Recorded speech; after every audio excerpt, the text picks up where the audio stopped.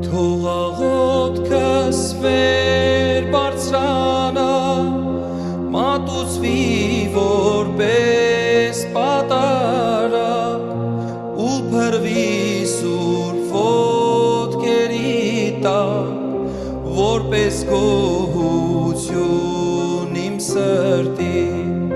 թող պաշտեմ քեզ խոնարհաբար, գրկեմ սուրբ ոտքերդ իմ Տեր, սեղմեմ կրծքիս մեծ կարոտով, դրանք ինձ համար են խոցվել, թող անցնեմ այն ճանապարհով, որ խաչնուսիտ անցար իմ Տեր, սրտի ցավը անտեսելով, ինձ համար